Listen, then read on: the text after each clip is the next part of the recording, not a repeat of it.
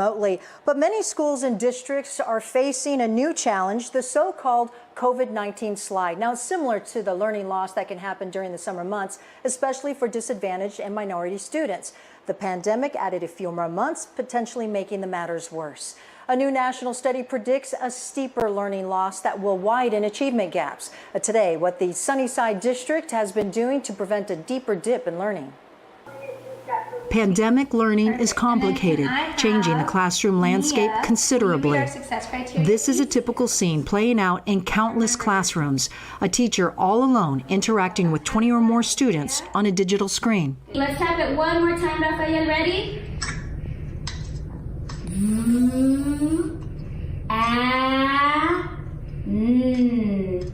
Van. The disruption in traditional learning is a concern for education leaders like Sunnyside Superintendent Steve Holmes. We are a district, because we are in high poverty, we always are working with students they're great learners, but also have had some gaps in their learning instruction. Take a look at this research by the Northwest Evaluation Association after analyzing 5 million students in grades 3 to 8. It projected the reading loss will be about 30% beyond the normal summer slide and about 50% in math. Here's what Sunnyside is doing to prevent a deeper slide. Teachers are tackling the issue in real time, meaning teachers are not waiting for weekly or monthly assessments that determine gaps in learning. Students that are struggling are receiving additional support with the teachers, noticing and making sense of what they're seeing in the classroom and intervening in real time. He says the district is not using a homogenized, one-size-fits-all learning structure, even remotely. Teachers are not focused on what students are doing, but rather students are routinely asked, what are they learning? Because clarity of learning is so important, and I think we found that really is a fundamental piece to how we start thinking about this work. Now, Holmes says his biggest challenge is with the youngest students, K through 2, because they're learning how to read and do math. Now, we're doing a deeper dive into this and how to break the COVID-19 reading and math slide for all students tomorrow during our digital town hall. And joining me will be Sunnyside District's Math and Language Arts directors. Again, this is a nationwide problem. The town hall is an hour long and gets underway Wednesday morning at 9:30. You're encouraged to attend and ask questions. And thank you so much for joining us this morning. That aired yesterday. Just a prelude on what we're going to be talking about today. And we want to get to that research in just a bit. But in the next hour, you'll hear from the two education experts about how the potential learning loss could impact students, how schools are dealing with it, and they'll give you tips on how to help from home. So again, introduced in this package are academic leaders from Sunnyside District, Maggie Hackett, and also Carmen Castro. Now, let's first talk about the math and reading slide. It's a common issue that happens over the summer. And Maggie, if you can tackle that, just kind of explain to our viewers what happens usually during the summertime. Yeah, so during the summertime, depending on how the students are spending their summer months off, the 2 months that they might experience a little bit of forgetfulness, if you will, when they come back in the fall. And that's not unique to academics. Like anybody who's ever trained for a marathon or something, like I could not go and run a marathon right now because I haven't been training for that. If we think about our students in the same way, if they haven't been within those routines and within the practices of the mathematics, and then they come back after 2 months off, they need some remembering. And so we end up with this issue, if you will. I hate to use that word, but we end up in this situation every August where the kids kind of need reminding of what it is that they do know and connections that they've made in the past. And so right now, because of COVID-19, that break that some students had is a little bit longer, a little bit wider. And so there might need to be a little bit more pickup on our end as they're getting back into the swing of things here with fall semester starting. And what I do know about Sunnyside, speaking with the superintendent as well, is that there were efforts on summer intervention and continued summer learning in the district, especially for those who needed it the most. So that was important, knowing that this could potentially happen. So Sunnyside District, and I believe other districts have done that as well.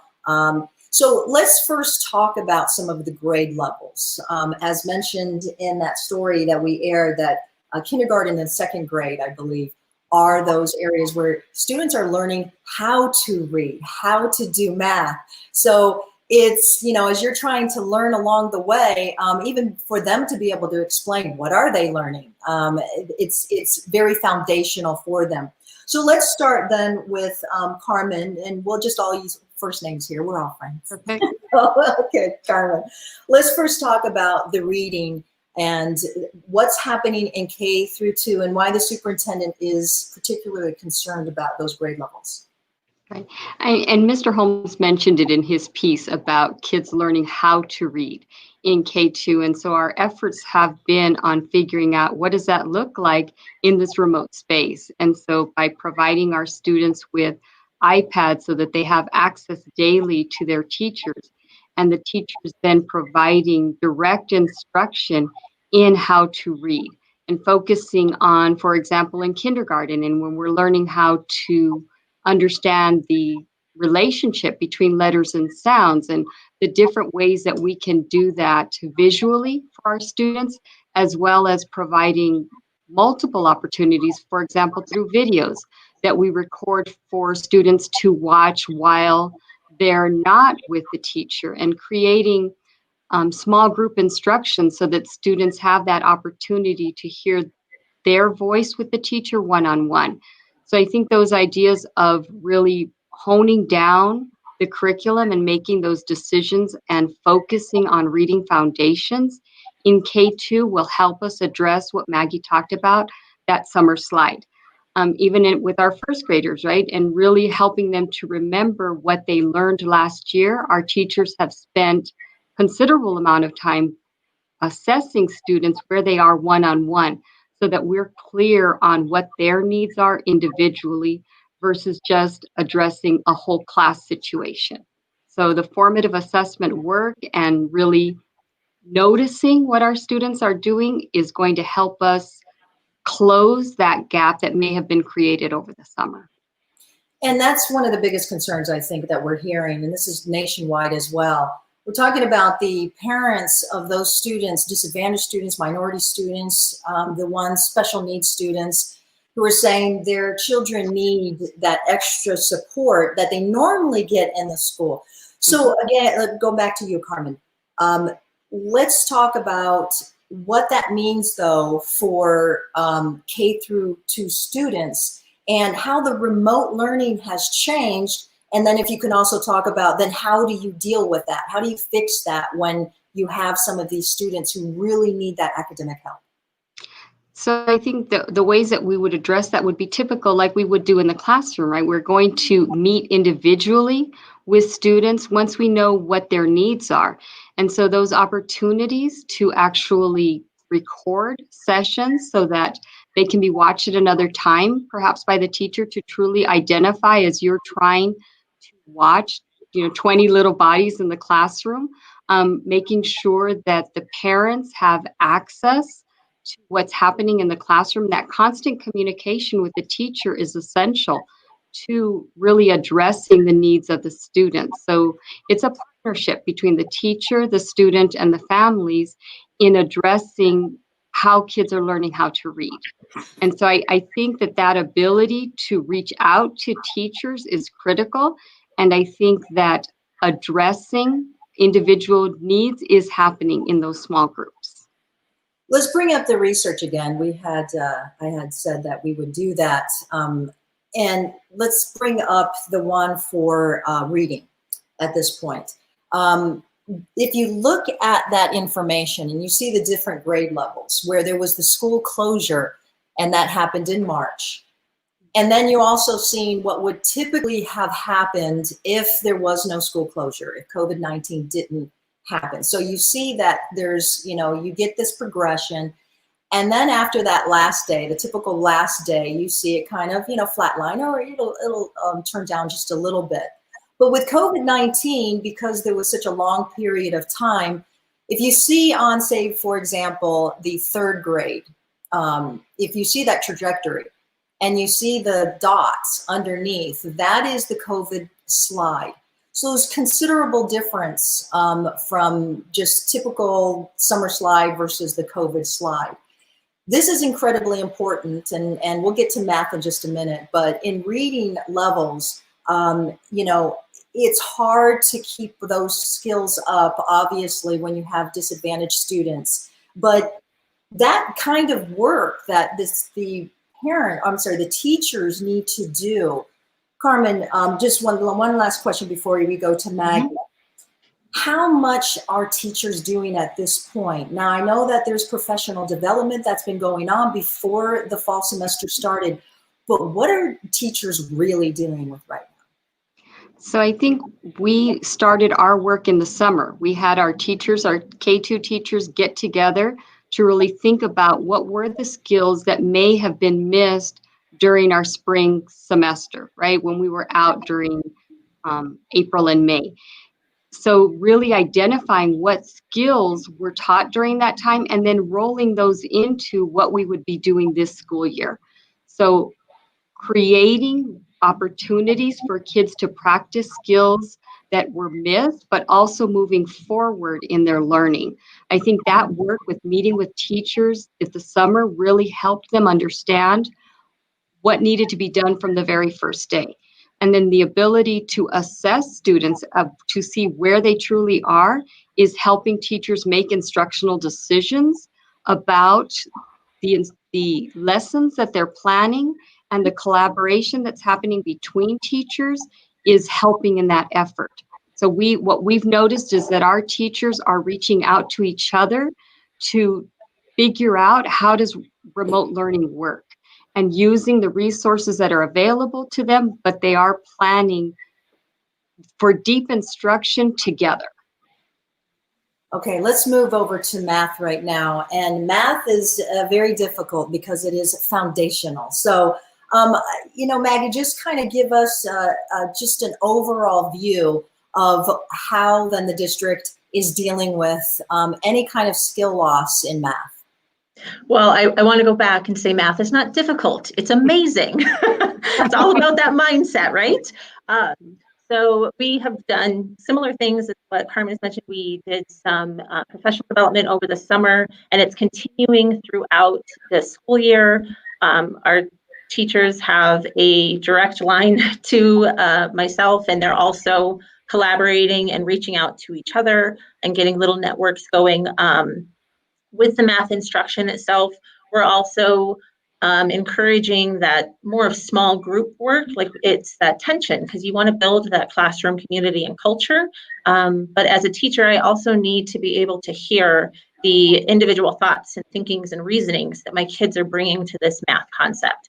So throughout the day, we're encouraging teachers to have some of that whole group time where larger ideas can be shared, but then to break your class into thirds or break your class into six so that you can have more of that one-on-one conversation. Children might be a little bit more willing to engage in smaller conversations. I was on with some high school teachers just before they came in here, and many of them were echoing while kids are hesitant to speak out in a whole group Google Meets meeting. They noticed when they broke them out into their smaller groups that they were more willing to engage and converse and share their ideas. And then as a teacher, that gives me more of an idea of where it is that you're coming from, what it is that you do know, what connections you're making with those mathematical ideas that we can then build on to promote that thinking. Okay, I wasn't going to do this, but I thought that this was important to do this now. Normally, I try not to speak as much as the experts there, but I did teach for about a year. It was a program called the 21st Century Success, the Classroom to Career Connection. So I had to explain to children why math was so important, especially if you want to get into the fields that have some kind of math and science backgrounds. So I tried to explain to the students this, and as you said, math is not really that hard. A calculus teacher had once told me, calculus is not hard provided that you master all the skills below. So I had to explain to the students how that works. What does that look like? Because I'm a visual learner, actually, as a lot of kids are too. So here is my, I don't have it professionally done, but let me explain this. So this is the inverted pyramid. And so K1, meaning you've got a couple of math skills. You start with counting, and that's, if they can master that, that's fantastic. And as things move up the grades, every one of these ticks represents a particular math skill that must be mastered to get up to these next levels. And it can be, fraction, subtraction, addition, goes up to, you want algebra, and say this was calculus. So this yellow piece here represents, as you miss these skills are needed for the next set of skills and the next set of skills, and so on and so on, till you get up to this part here. Say if this was calculus, or it could be even algebra 2, but if it was up here, this here, if you've missed all of these skills that you didn't master, if you've missed all of that, it's very difficult to do the higher level math. So I just kind of wanted to explain that when we're talking about math and the foundations and why, and let's bring up the research for math to show why it's 50% that they may lose versus reading, which is 30%, about that range. So you can just take a look at it. I don't have to explain it. I explained the reading part of it, but you can see that there is a much wider gap between just the normal slide that happens during the summer, and then you also have then the COVID slide. So let's bring you back in, Maggie. I did enough talking. And if you can kind of just explain then, let's start with K2 as well. What happens in those foundational years, and what a district is doing at this point to make sure that those foundations stick? So the K2 years are really those formative years in mathematics where you are developing kids' wonderment and curiosity about numbers and mathematics that they see around them. And we're really trying to build that number sense. We want kids to see relationships across concepts within their own grade level to then be able to use those, as your graphic mentioned, like I'm going to use what I know from previous years to extend my learning in future years. So in K through 2, we have a wonderful math curriculum that really builds coherently on the concepts. It works very strongly with this idea of conceptual understanding and reasoning prior to getting to just algorithms and formulas. I think that a lot of people, myself included in my formative years, we end up hitting that wall because we can only memorize so much. And so we are really trying to flip that script and get that conceptual understanding. What is it that you notice? What is it that you wonder? What do you know that you can then use and build upon, and have our mathematical understanding grow in that way? So that's what we're really doing here with especially our K through 2 and where they're starting out in this school year. Okay, let's jump back over to Carmen, because we do have one of our viewers who made a comment. There are a lot of the districts, and I do know that TUSD is like this, Sunnyside, purchase different curriculum because this is a different mode of learning. So we're talking remotely, so you can't use, in a sense, some of the traditional styles where you need all the kids in the classroom.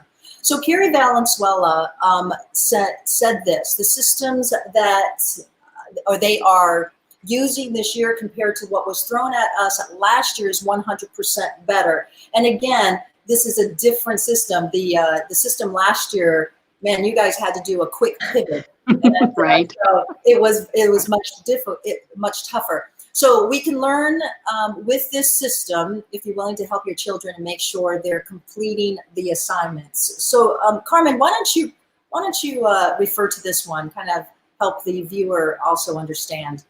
It is a better system. I think we were much better prepared, right? We had the summer to really figure out what was remote learning going to look like. And so what we did was we didn't throw out the curriculum we were using. We are now just providing direct instruction around the curriculum versus what we did previously, which was providing opportunities for students to continue learning. Now we are providing direct instruction. And so I think that has provided some structure for students. They know that the schedules that we've created, they know when they're coming to their reading class. The teachers know which parts of our curriculum they're going to focus on to ensure that they're meeting student needs, particularly in our K2 group. And they're new to devices, right? Our K2 students and teachers hadn't taught with devices this year. So that is a continued learning process for the teachers and the students, and really trying to figure out what are the parts that we can do with all of our students together within our curriculum, and what parts do we have students do on their own through either video work or through assignments that the teachers are giving. But I think it has been truly a summer of learning for us and for our teachers. Okay, and let's jump over to Maggie. The curriculum then for math, from what I understand, the superintendent had told me, Steve Holmes, that it has switched over to spiraling. And I believe that that's what he told me. Can you explain what that is and how that is helping? So not to publicly correct him, maybe he was thinking about coherence in the fact that our curriculum actually spans kinder through algebra 2. So it's really this unveiling of a mathematical story, and the way that the standards are laid out within a grade level and then across the grade levels is very strategic and mindful in the way that the mathematical ideas are coming through. So to that end, we're able to have a lot more coherence across our grade levels and with the math that our kids are exposed to. Okay, let's move over to like the upper elementary grades. Let's go back to you, Carmen, and kind of tell me how now they've in K2, they learn how to read and do math, and now then they're getting up to these next levels. What exactly are they doing in 3rd to 5th grade, and what should parents be watching out for at this point? Right. So particularly in 3rd grade, right, we wanted to ensure that we were focusing on skills that they may have missed in 2nd grade. So our curriculum is starting with sort of spiraling through what 2nd graders would have learned at the end of the year. So we want to make sure that those gaps that may have been created are being addressed. So parents should look out for, is my student working on learning multisyllabic words, and where's the practice that can happen? And in 3rd through 5th grade, they're really focusing on understanding text, right? They know how to read. So now I'm really trying to understand, what is that text or what is that author trying to tell me? And then how can I summarize what that was about, and how can I use evidence from that text to support what I'm saying? So it's a lot of complex reading that we're asking our students to do, and then showing evidence of their reading comprehension through writing. So that direct tie between reading and writing, and understanding that your students are demonstrating evidence of their understanding through writing. So we want to focus on both, not just your students reading more, the volume of reading will increase their vocabulary, but also know that their evidence will be shown through writing. So we want to ensure that they're having those opportunities and practicing both skills. Now, give me an example of what that would look like. Say, pick a grade, but how is that different traditionally and remotely? And how are you making sure that you cover any loss? From what I understand, though, too, I did talk to a teacher at Sunnyside, basically said it's going to take a little while longer to master some of these skills, where it could take normally 8, it might take 10 or 12. If you can explain that along the way as well. And so we're spending a little more time on lessons, and that was what I spoke to earlier about prioritizing standards. We may have read in class 3 different stories. In 3rd grade, they're reading about schools around the world. And so we may have read about 3 different places, but now we're focusing on one of those stories and digging a little deeper into it, bringing in variety of standards. So not that we're eliminating the skills and standards that we want our students to learn, but really honing down the amount of reading that they may do in one session. So I think that really focusing in on one text versus multiple texts would be a difference that we're doing in remote learning versus face-to-face learning. I think districts across the country, according to some of the experts and national education magazines, have been saying that making sure that those foundations are mastered I think a lot of districts are going in that direction. Carmen, same question to you. With the 3rd to 5th graders, basically what are they supposed to be learning in math? What are you honing in on? And how would that look? So we have a wonderful partnership with our curricular company, and so they actually did a lot of the heavy lifting and kind of went through their materials, and I call it Sophie's choice because of course all of the materials they provided were important and essential, but right now we just have to be really mindful. Again, as Carmen said, things are taking longer, and we're not going to be able to do all of the things. So really honing in on what the standards have deemed to be those main core standards, and then how we might be able to use some of the supporting standards to go and help with that. We've been able to kind of delineate which tasks definitely need to be done as much as possible in a face-to-face, whether that's live or remote, versus these are tasks that would be important for the kids to have, but could very easily be modified to be done asynchronously, either the kids in a breakout room by themselves or the kids individually later on. So like 3rd grade started off with a unit on multiplication that actually is bringing in the idea of scaled units and graphing. And so kind of taking that nice easy launch into this idea of skip counting, and then that will move into the core of multiplication, which is introduced through the idea of arrays and how area is related to that.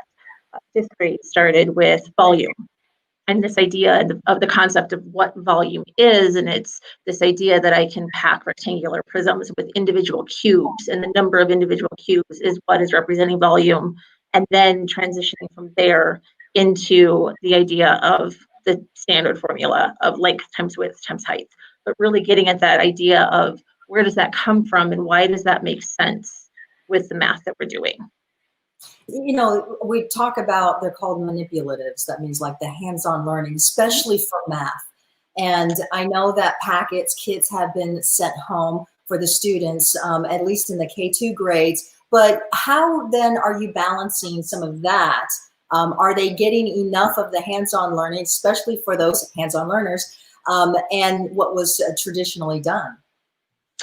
Yeah, the teachers, we sent the kits home actually K through 5. There were some available for our middle, and I actually just had my high school teachers, I reminded them, I have protractors and compasses. So we are trying to kind of balance the virtual manipulatives and tools and getting kids comfortable with that, but then also having that hands-on experience. So I know that I've talked to some teachers, like those 5th grade teachers, again, some of them had their kids build the rectangular prisms with the connecting cubes, and then they can either hold them up to the camera, or they had the kids snip pictures and send them to them, so that they have that idea of, again, with 5th grade and the example of volume, what that actually means when we're talking about that particular measurement and how the things are layered. Yeah, see there, Sam's picture. That idea of volume is the layering of the area of the base, and really getting into the fact that the manipulatives are helping with the understanding of what's behind the formula or the algorithm that we eventually want them to use because it's more efficient. But with the understanding behind it, they will retain it more, which is really, I think, what our purpose here today is. How do we combat that slide? We're going to combat that slide through understanding and comprehension. Okay, and we'll get to Carmen in just a minute, but how are kids doing with remote learning? Now, we don't want to compare it to what happened in the spring. Again, you guys had to pivot real fast. A lot of the technology just wasn't there at the time. So now you hit the ground running. You have technology for all of your students, but how are the students doing? And we'll go with still Maggie. Okay, I'm sorry. I thought you said Carmen. So the question was how the students are doing, correct? Yeah, so the students are doing to varying degrees of success. And I'm going to be bold and say, just like when they were in the classrooms, no teacher that I know of, and when I was in the classroom, which was actually quite recently, we did not have a little step for kids that were all in the same place at the same time. So we do have some kids that are struggling with tech issues, and we're trying to work our way through that in any ways that we can versus hotspots and tech tips as far as managing. We have some students, like I mentioned earlier, who are not comfortable speaking on camera to a whole room of 30, but are thriving in those small group rooms. We have some students that feel more comfortable with chat, and we have students that don't feel comfortable with chat because they feel that their spelling or their typing skills are not up to par. So it's really trying to identify what it is that our kids need and meeting them where they're at and providing those opportunities so that they can feel a part of this learning community and engage just like we would do live. It's a different skill set than what we're used to live. Yeah, and Carmen, same question. How are the students doing? I think in this environment, they're still learning, right? And every experience that they're having, whether it was what we expected them to learn when they were with us face to face, they are learning a whole new skill set. And not just academic learning, but also that idea of being resilient, of being confident, of learning their voice. So I think that we have the ability in this strange space to work on perhaps skills and on things that we wouldn't have focused on when we had students face to face. And I'm ready for our kids to come back, right? We want face to face instruction. But in this remote time, I think that our teachers and students are working closely together to develop relationships. And as Maggie said, and as we continue to say, it's meeting students where they are and moving them forward from there, and keeping in mind that there are still grade level standards that we want our students to have access to. And so learning the ways that meet children individually and not creating a one size fits all for our students. You know, our students aren't sitting on one program and it teaching them. Our teachers are in front of our students, and that's where the learning is going to happen between the student and the teacher. All right, let's move to, I'm going to stay with you, Carmen. Let's move to the middle school years. And we all know that we've lived through the middle school years. We may have kids in the middle school years. But yeah, those are very difficult years, very challenging years for students and teachers alike. So, Carmen, let's start with you. What is happening in those middle school grades? Those are if you miss a block in middle school years, it is very, very difficult to get through the higher levels that you see in high school. So let's start with what's going on in middle school, and how are the students and teachers adjusting?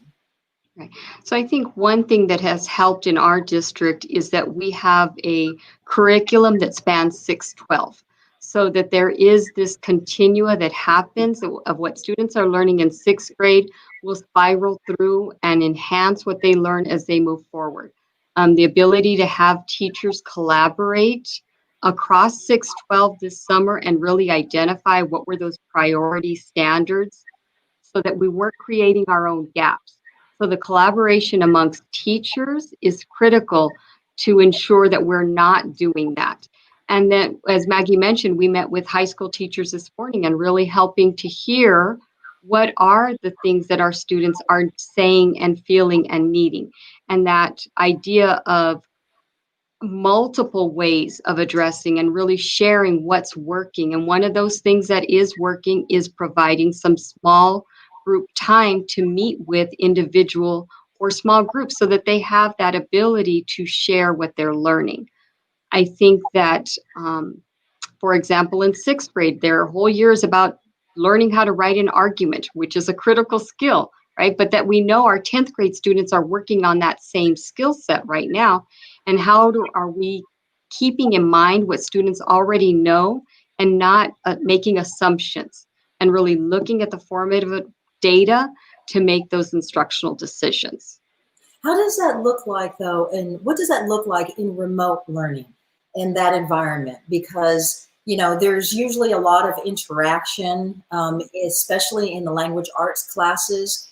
And, you know, although a teacher is looking at a screen and there's, you know, could be 21 more students, kind of walk me through it a little bit, walk the viewers through that, on how do you keep that engagement going in a digital mode? I think that some of the digital tools that are available to our teachers are providing some of that support. So just like we see the chats, the comments coming in through the chat box right now. That's a tool for teachers to use to help understand what are their students' understanding of the lesson that I'm teaching. So that's one tool that a teacher would be able to use. There are digital whiteboards where students are able to put their comments on, and all of the other students can read their comments and provide comments to what's being presented. So I think investigating those different tools, as you see, that's a common picture of our teachers' classrooms right now. They have multiple screens and multiple ways of gathering that evidence. Finding a way to gather evidence is critical in this digital space, because you can't just walk around the classroom and check in on individual groups. You have to pre-think, how am I going to gather evidence on the learning for today? And that may be in a chat room, that may be popping into a smaller Google Meet room, or it may be a document that students are writing on and I'm providing comments on at a later time. So really utilizing our digital tools is allowing us to gather evidence of where students are in their learning. Yeah, that's interesting because, there are some positive things coming out of remote learning that even a lot of educators are bringing up. And that is, some of the students who may normally not talk in a classroom are now all of a sudden, the engagement, whether it's in chat or speaking, is still engagement. And the adaptability, flexibility that they're supposed to be learning as well through technology and just a different style of teaching and learning. So let's jump over to you, Maggie, and let us know what's going on in the middle school level and how is the district dealing with any of the challenges? Yeah, so we have amazing collaborative middle school teachers that work really well together. Many of them are involved in an additional project that they participated in this summer, where they got additional PD in terms of how to collaborate and how to gather evidence from students in these digital spaces using things like Flipgrid and Google Slides. The other benefits that math has is two of the main mathematical platforms, Desmos and GeoGebra, they have partnered with our curriculum, and they have various teachers and the companies actually themselves have uploaded the curriculum to those platforms. And what's really nice about that is, as a teacher, I can look at my dashboard and I can see in real time the work that each individual student is doing, whether they're building a graph or they're typing a response or they're doing some mathematical work. I can see that and see if there's a need for intervention or see if there's a common misconception that needs to be addressed. So we're actually in a very good place for middle school, despite the fact that everything is a little wonky right now. Yeah, and it is difficult. I mean, it's difficult for adults to adjust. And so you're asking, but students are usually very resilient. Let's move over to high school. Some of, I believe, the same systems that are in place for middle school, I'm sure apply for high school as well. So Carmen, if we can go to you, what is happening at the high school level? So very similar to what's happening at our middle school levels. We're continuing with our standards. Our students are having access to their grade level curriculum, but still keeping in mind what they might have missed in our spring semester. And so those formative assessment checks that we're doing with students to see where are they in reading and writing, and then addressing that through their curriculum currently. I keep coming back to that because it's our noticing of what students are doing is going to help us meet individual needs. And that's true in our high schools as well.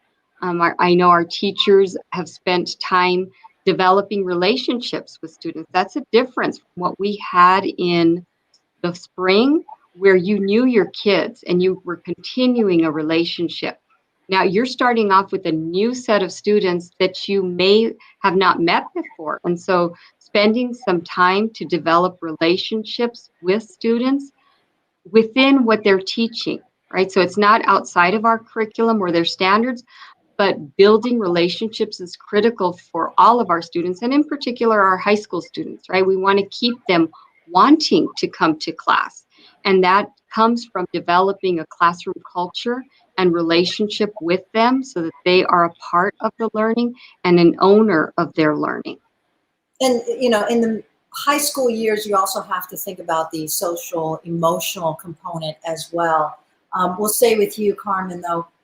This is one of those, I think, where many parents are concerned about the independence of high school students. And what should parents really be looking for in terms of how they can help then the teacher? Because the teacher is the one who's actually giving the instruction. Parents are not supposed to do that. So how can they help in the high school years?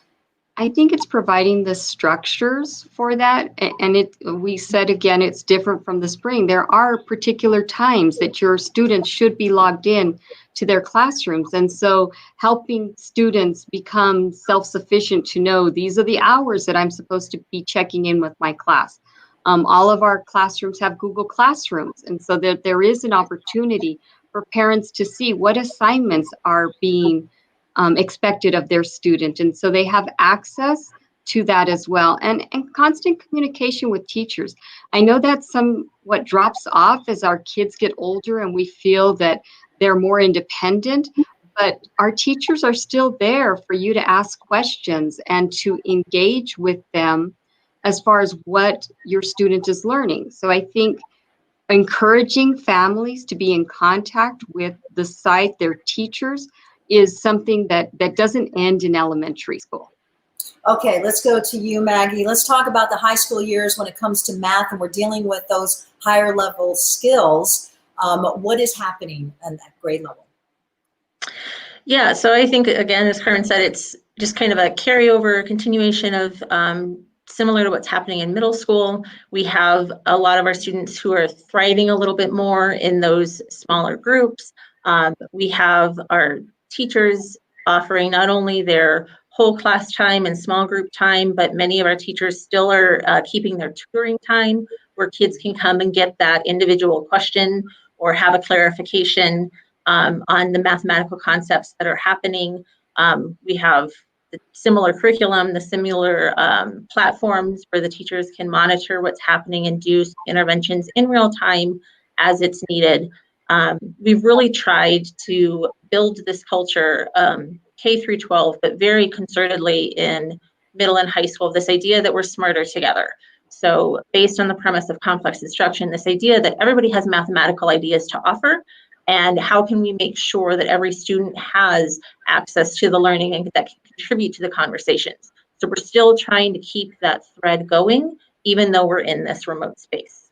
And if you can be really candid, how long before, if you continue the remote learning, and especially with math, because of that slide, that COVID-19 slide, they're in school, they are engaged. It's not like where they're totally disengaged during the summertime. But could this continue, remote learning, continue for a full year without there being some kind of significant loss? It's going to vary depending on the kids, the level of engagement, tech access that they have. I mean, I'm going to say that would happen even if they were live. Again, when we have our kids in front of us in the classroom, I've got 35 kids and I've got 35 different things going on. So while ideally, yes, this has already been said several times, we want our kids back. We're going to do that when it's safe. And until then, we are just going to put forth our absolute best effort to try and stem off any negative impacts that this might have for our kids. So this is all fluid and foundational, which is very important. And what I'm getting from a lot of the districts as well, whether it's just a semester or it could potentially be the full year, to not compare it to the spring. That is completely different. Oh, yeah. That was quick. Right. So I'm going to ask you the same question then, Carmen, and then we're going to spend some time, we're going to go back to kindergarten and second grade or whatever, and just really talk about how parents can help. But before, just kind of, talk to us in the reading arena. If it did go a full year, how much loss could happen? I don't want to predict what that loss would be, but I know that we're doing everything in our power to mitigate loss. And so we were consistently finding out where our students are, we're consistently changing and adapting to our situation. And so we will do everything we can to mitigate any loss that might happen, but our ultimate goal is to have our students back at school. Yeah, that's pretty much every superintendent has said that to me, and I've spoken to many of them. It is obviously the ideal situation to have all the kids back. So let's just go back to kindergarten and second grade, and we'll start with you, Maggie. Kind of just give parents the top tips for them. I did speak to a teacher, a first grade teacher, who basically said, for the sanity of parents, please let them do their own work. Teach them how to log in and all of that. And I thought that was so cute. She had said that. And but it's true. I mean, these kids have to begin to own their own learning. Mm-hmm. Yeah, I mean, student agency is everything, and the ability for the kids to take control of their learning. So definitely that idea of structures and login time, checking in to make sure that they've done their work. If a parent wants to be more involved in that, I would encourage them to rely on some of the routines that we're using in our class. Ask their student, like, what do they notice about a particular mathematical problem or situation? What do they wonder about it? They can put a group of things together and ask them, like, which one of these things doesn't belong, and give me a reason why. Could you think of a reason why each one of these things could belong in a collection? We have a ton of mathematical games that work on the fluency and that number sense that we're really trying to encourage our kids. And the packs also have videos with quick instructions for the parents. So by all means, play math games all day long. Those are the types of lean-ins that would be helpful and help bring that community together. So basically what you're saying is that they're not there to teach the kids. They're not going to teach them how to count and add, or more the addition, the actual instruction, but to make a game out of it, just to continue them learning numbers and that type of thing. So I'm going to ask you the same thing too. Carmen, I mean, with reading, especially to young children, I mean, teachers have said it, even in a traditional setting, just keep reading to your kids and have them read to you. So what do you recommend? Exactly. I think that is the best recommendation, to continue reading to your students on a daily basis. Many of the teachers are creating recordings of stories that they can listen to at different times of the day. But honestly, conversations with children, that communication in whatever language you speak at home, right? It doesn't matter.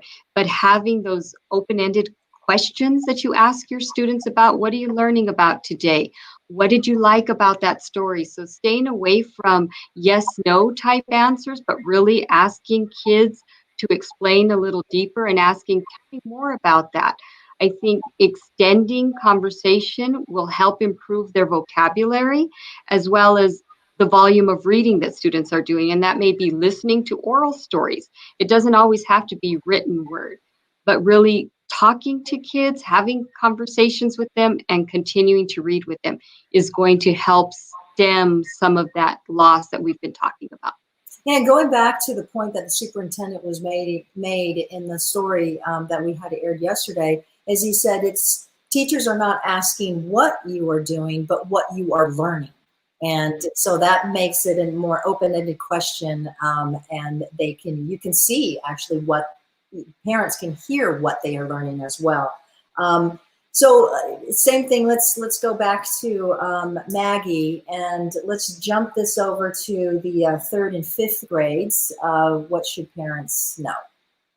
Yeah, third through fifth is actually going to be pretty similar. The kids might be a little bit more autonomous in terms of their login times and their assignments, but you can always ask, like, what are they noticing? If they're stuck on a problem, like, what do you know? But let's kind of parse this out and see, like, where's an entry point that we have to this? And then the games apply again. So we love our games for fluency, and that's really gives kids an incentive or when we hear like they need to learn their facts. Well, let's learn our facts through gameplay, because that's also increasing the number sense with the different strategies that the kids are using. You know, I've always heard that teachers say the best way to teach somebody or for a student to learn sometimes is when they actually teach somebody else what those skills are. You know, and there's a lot of skills I don't know. I don't remember anymore. So I had my kids do that as well. Let's jump to middle school. And that's where a lot of us, we forgot some of these skills, especially in math. But Carmen, let's, you know, kind of walk us through some of the tips that you would give parents when it comes to those critical middle school years. I think valuing any type of reading that students are doing, right? They may not continue to read about their language arts class, but really giving them choices about what they read. And it may not be a novel, right? They may be following a certain blog. They may be following a certain podcast. They're still learning from that. They're increasing their vocabulary. So I think middle school is all about giving choice, right? Kids want to feel in control in middle school. And so it may not necessarily be the conversation around what they're learning academically, but what interests them. And meeting them where they're at, I think really would support what our teachers are doing in the classroom, because that's what we're asking them to do, right? We're asking them to read and then provide us evidence of how do they know that. And they can do that in any subject. It doesn't have to be a particular reading from school. It can be something that they're interested in learning on their own. So those continued questionings that they're asking them will support that. Right. And Maggie, same question in middle school. Kind of building off of what you had just said earlier about that idea of teaching others, like I love all of the revelations that are made in middle school mathematics and really getting at that idea of why. So that would be a good entry point as far as like, well, why is a cone and a sphere related to the volume of a cylinder? Like our kids learn that when we get to that particular topic, and it's so much more fascinating than just rattling off a formula. So really get into those ideas of connections. Yeah, and the connections with students and their parents or whatever, that's building a bond as well. So that's fantastic. All right, let's move to high school. You know, as we said, students tend to be a little bit more independent, and maybe some of the skills are over the parents' heads. So, Carmen, let's work with you right now. What suggestions would you give parents? I think engaging in what are they learning in school and continuing to have conversations. I keep stressing conversations because I think that's a critical piece in really helping our students understand what they're learning at school. And so asking to read something that they're writing for their ELA class, and we're not reading it to edit it, but really to what is their understanding of that? And really thinking about, well, where am I going to use this beyond? Because we really want our students to be college, career, and community ready, right? And how are we preparing our students to think about, when am I going to use this outside of my school setting? And the skills that they're learning in ELA particular, the reading and writing skills that they're learning are going to go far beyond their high school experience. And so really focusing on developing those reading, listening, and speaking skills with our high school students happens through conversation and through asking students, show me what you're writing, show me what you're learning in school, and still engaging to that level with high school students. And even though they look like little adults, they still, want that same sort of interaction with parents. They just may not know it. And that's the key here, is that interaction that they are missing with their teachers, with adults, and sometimes even with their classmates. But that interaction, that is pretty much a common theme, obviously, through all of the districts. Let's move over to you then, Maggie. How can parents help in those high school years? So when we're getting to the high school level, we're really getting to that idea of being able to apply their mathematical competence to the world around them. How can we use the mathematics that we know so far to read and understand news articles and data and stats that we are constantly bombarded with in the media. So having conversations about that and what it is that the students are understanding in terms of what's happening around them, and then pushing it even that much farther, like we're going to read the world of mathematics in an effort to write the world, as Eric Gutstein says, or this idea of like, are there certain changes that need to happen that can really be leveraged and pushed on through the mathematical knowledge that we have? Okay, let's talk about just overall. And I think there's been a lot of concern from parents who are working full-time. They're thinking, am I not doing a good job? Do I need to be there for my students more? Am I contributing to any of this loss at all? So let's start with you, Carmen. If you can just speak to that and help some parents out in that area.